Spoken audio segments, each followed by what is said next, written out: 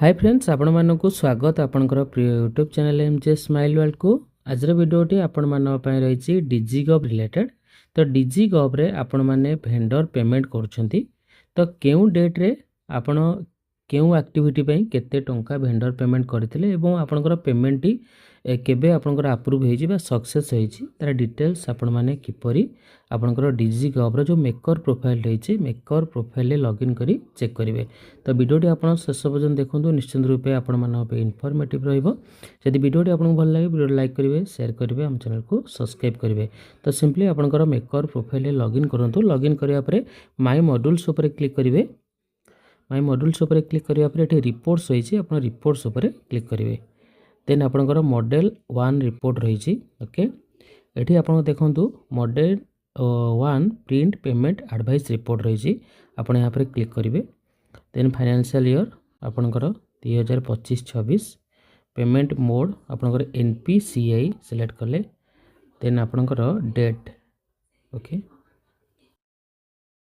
ये आपण fast calendar ऊपर क्लिक करिवे, ईयर सिलेक्ट कर देबे, मंथ सिलेक्ट कर देबे।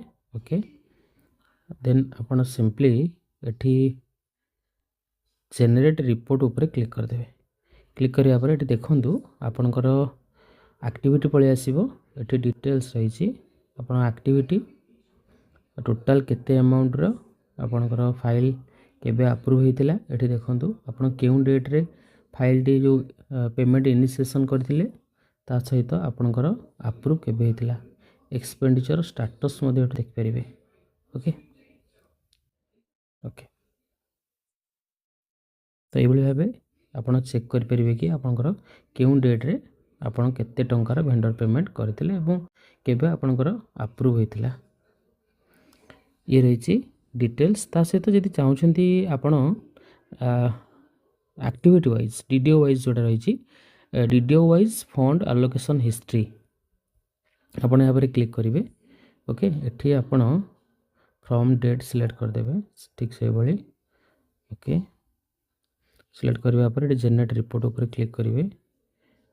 एठी देखंतु आपण मध्य चेक करि परिवे। ओके,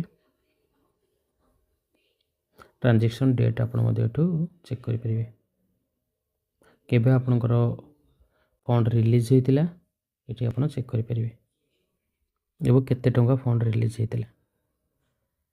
ओके, नेक्स्ट जीवा आ गुटे रही आपनकर activity wise cumulative expenditure at DDO level. आपण एठी फाइनेंशियल सिलेक्ट कले आपण सिंपली एठी ठीक से बेले ईयर सिलेक्ट करिवे।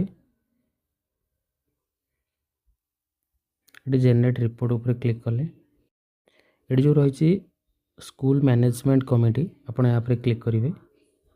ओके, पुनर्बार आपनकर स्कूल नेम ऊपर क्लिक करिवे।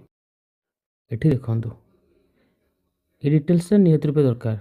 एटा होची एक्टिविटी नेम जोटा कि आपनकर ऑलरेडी बजेट आलोकेटेड करा जायछि। ओके, एटी आपण चेक करि परिबे एवं से बजेट रो आपण केते टंका अप्रूव करछन्ती एठी आपनकर डिटेल्स रहिछि।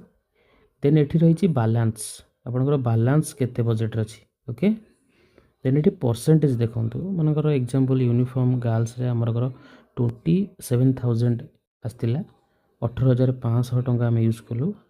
तो बर्तमान 68% आमर यूज होइछि। तो एरे मध्ये डिटेल्स आपण एठू पाई परिबे। तो एभली आपण रिपोर्ट गुडी को आपण इजीली आपनकर डिजिगो पोर्टल लो पाई परिबे। होप आज वीडियोटी आपण मानक इनफॉर्मेटिव थिबो। धन्यवाद।